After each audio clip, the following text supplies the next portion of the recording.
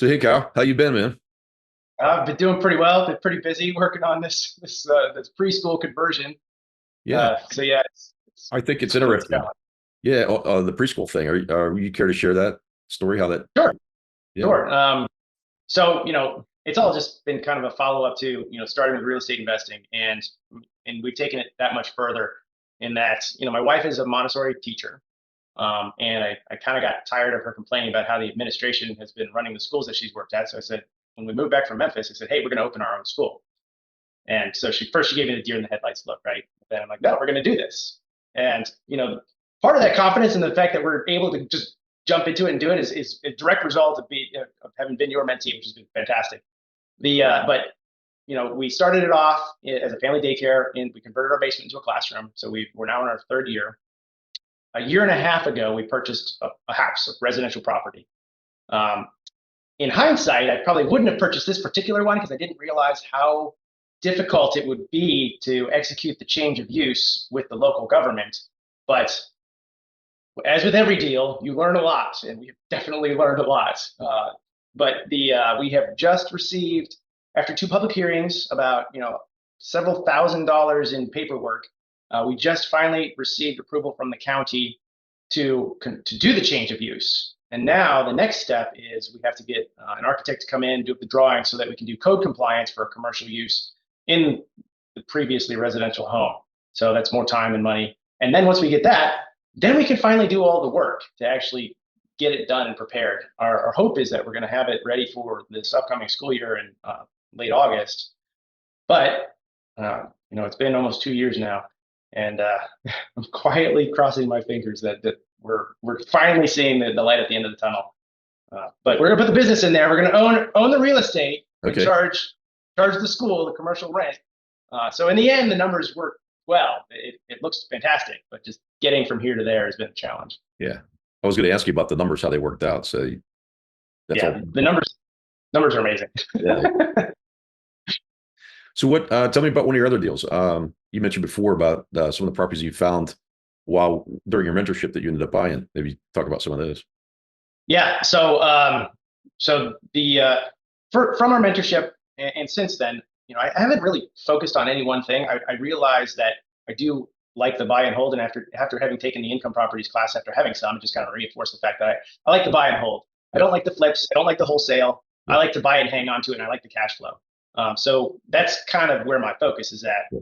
Um, the two deals in particular, I mean, because you have many students, so you probably don't remember this one in particular, but we were just driving for dollars and like, hey, what's this one? And it turned out that it was a duplex that had a fire, and one side was kind of trash, and the other side was still in decent shape. But it was in one of the better neighborhoods in Memphis. It was a brick structure, so it was still pretty much intact. And because it was in a good zip code, I was able to. I sent out the postcards using the color scheme that you had mentioned. Sent them out, and I think on the first or second one, got a call from a guy in Colorado that he and his family had a few properties, like their father had it, and he was just trying to unload it. So I ended up getting it for $15,000 because he was living in Colorado. Nice. And a week later, I think I was able to wholesale it to another investor for 25. So it worked out Was it pretty well. was it a side by side duplex? Was it Yeah. red brick? Yep. I remember that one. Yeah. Yeah. It was burnt out. No, Yeah. You do see some of those. Yeah. yeah, it was great. It worked out really well. And then the other one, I think we were driving down the freeway, and I don't even remember how she got my number, but she called me, and she was an investor. She is an investor, but her mother owned this particular house, and she was just trying to get rid of it. It had a tenant in it. Tenant was kind of somebody had been in it for a long time, so they knew the woman that was living in it, and she just it was fully paid for, and I was like, hey, would you be willing to carry the note? And so the way I structured it with her is that she wanted a particular amount of money per month for the property. And so what I did is I structured it. I think it was on a 20-year amortization with a 1-year balloon. I think it was 5%. I put 5% down, and I can't remember what the number was for the mortgage, but it came out to probably like $350 or something like that. But she wanted 600. And so what she agreed to was that I would pay her $600 a month, and it would just come down off the principal. Fast forward think 5 months later, I was able to refinance it. It appraised for, I think, 12,000 over what I paid for it. I was able to refinance it on a 30-year note, scoop all the cash that I had put back into it, plus a little bit, not a lot, but plus a little bit. And now it's great. Rent has gone up 30% since then. The Nice. value of the property has gone up. I think it doubled. Hate So that. infinite return, infinite Yeah. return plus Yeah. plus equity. Nice. So that was probably the best deal that I've had. Nice. And both of them happened when you and I were driving around. It's awesome. Nice. Was your family work with you in your business? So the short answer is no. Okay. My wife, she is running the school, so that's her contribution. But as far as the back end, running the numbers, doing the bookkeeping, and the investment piece of it, the investment portfolio, no, it's me. Okay. My twin sons are interested in it. My daughter, my 16-year-old daughter, is not interested in it, at least at the moment. So we'll see if she changes her tune. But I'm like, don't you want to make money for passive income? She's like, no, I don't want to do that. Okay. She one of those influencers. You said she has a YouTube channel. She does have a YouTube channel. I wouldn't call her an influencer. Okay. she's she is very type A. She doesn't want any help with anything, and so if it's not her idea, then she doesn't want to do it. So it's interesting trying to figure out how to navigate that Mhm. and influence her to those things that that will definitely help her later on. But she has to think it's her idea. So True. I know with my kids when they were younger, I would suggest to them, how to make money to accomplish things they wanted to do. My son wanted a car, wanted me to buy him a car. Hey, Jimmy Nelson got a car for graduation. I said, well, that's great. You save up your money, you could buy a car too. What I want, well, his dad bought it for him. I said, well, good for his dad. I said, but what does Jimmy learn from that? And of course he was disappointed. But when I said, you can work for me, doing painting, roofing, siding, whatever, save up your money. And then whatever you save, I'll match it with that, in addition to your amount you've got. So, they learned that I kind of tricked them into saving money and investing, but it works out pretty well. My son also wanted to get into cryptocurrency and mhm. wanted to pay off some loans. And I said, well, instead of paying off the loan, since it's only like 5%, why don't you invest the money and then the profit will be more than what your payment would be on it. And you can use that to offset it and pay it off that way. That way your investment's paying for it. You don't have to pay for it. And he's Yeah. learned to do that. We put in I matched $20,000 in it with investing in Bitcoin, and it's over 120,000 now. That's how much it's turned into. We let it set, Mhm. and so he's done a bunch of other stuff on his own now. He's done some mining and stuff. It's not related to real estate, but it's still investing. It's all important. It's all making money.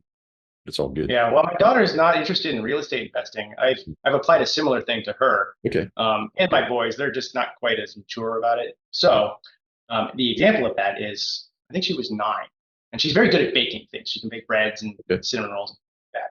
And at the time, she really, really, really wanted this Teenage Mutant Ninja Turtle cartoon boxed set on DVD. And so I made a deal with her because it was on eBay. There weren't. Yeah. So I was like, okay, I'll make a deal. I will buy it and I will hold it. And as soon as you have enough money to pay me back, I will give it to you. Now you need to go figure out how to make money. She's 9 years old. And I went away on travel for, I think it was about a week, probably a month or so after I purchased it for her. And I came home and she handed me a wad of cash. And it turns out what she did was over the weekend, she made a bunch of bread, went door to door, sold all the bread, made enough money, and she was able to pay for it. And Nice. I was like, fantastic. And she's done that since then too, a little bit where we live now in Maryland, just to have spending cash and whatnot. So I think she's less on the investment side and more on the business side. Yeah. It's gonna be cash flow, making money. It's fine. Right. Go ahead. Okay. Yeah. So one of the other deals that I did in Memphis was another fantastic deal. I ended up purchasing a vacant plot in a neighborhood on a corner of a street from the Memphis Land Bank. Now, the Land Bank is like the post-tax sale depository for all the extra stuff that nobody scoops up and purchases. Yep. And what you do is you can go in and they basically do a tabletop auction. So whoever shows up, you put in your deposit, you show up, and then you just do an auction, and then whoever has the highest bid at the end of the half an hour that it takes to do that gets the property. Well, this particular one, great neighborhood, great zip code in Memphis. I put in the deposit, nobody else showed up, and I got it for $1,200. I was like, woohoo! So again, one of the other learning experiences, what they do is they give you a quick claim deed. At the time, I was like, okay, well, great. I've got this property. It's mine, but can't get financing on it. I can't sell it because it's got a dirty title. So then I figured out, all right, I learned about soup to quiet title. And so I went through that process. And then I still tried to sell it, the vacant lot, just to the neighbor, to my property manager, who also does turnkey builds, and nobody wanted it. So I'm like, okay, well, I'll do it. I'll figure out how to do this. So I was able to get financing from one of the local lenders, one of the local banks, for a construction loan. I got a general contractor through my property manager to build the house, and it's basically another infinite return because I was able to get enough construction loan to cover the cost of the build, and the appraisal allowed me to have enough equity that I still have that loan, and I have no cash in the deal. So it ended up turning out much better for me by not selling it, even though I was trying to. Things happen for a reason, right? That's right. So yeah, that was a great deal. Nice. And it's funny because as I was building it with my property manager, because he's got a construction company too, he was asking me if I wanted to sell it. And I said, 6 months ago, I tried to sell it to you. You didn't want it. So no, I'm not selling it now. It's mine. That's funny. That's how it always is. Yeah. Well, yeah. I mean, the acquisition managers, I think at the time it was still a dirty title. And so, yeah, it's every deal that I've done has been different. There hasn't been one that's been the same. Yeah. It's That's a good completely thing. different. Yeah. You always learn something new from them.